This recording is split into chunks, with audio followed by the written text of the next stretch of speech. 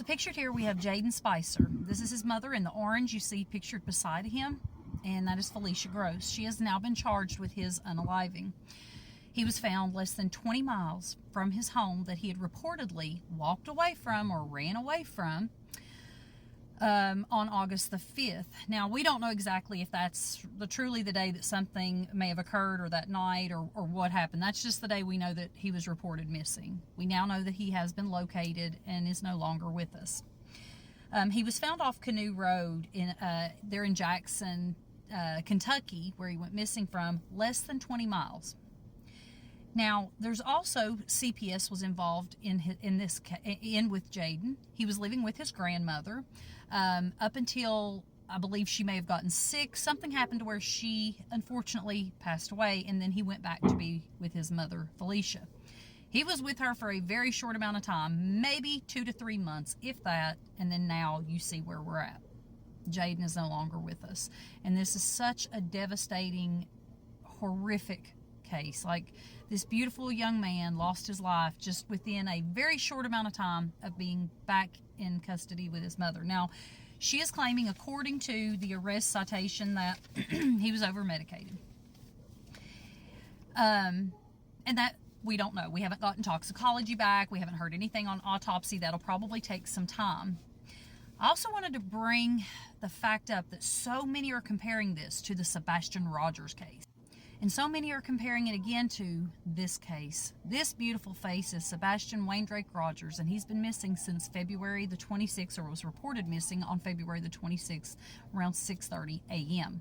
He's been missing for almost 18 months.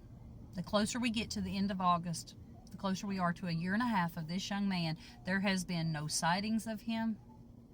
He's not been seen since the 25th. Now, the comparison people are making with this is, A, that CPS was involved. We know, and we have heard, that CPS was involved and had been to the home of Sebastian Wayne Drake Rogers for many times.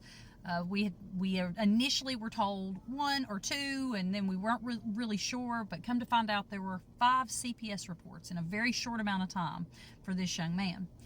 And then we also look at the details that we were told surrounding his disappearance, which was that he walked off. Just like Jayden's case, there's no evidence of that either. There's nothing to show he just walked off. Same way they noticed that with Jayden. They knew he did not walk off. I seen so many people, which again I thought was amazing. I loved watching it. I was reposting everyone that I seen. So many people that were comparing the two and literally urging Jackson, Kentucky police, they're like, look at Sumner County case with Sebastian Rogers. Do the opposite of whatever they did, because we're still where we're at, and this sounds so familiar. And it does. It's literally like a repeat.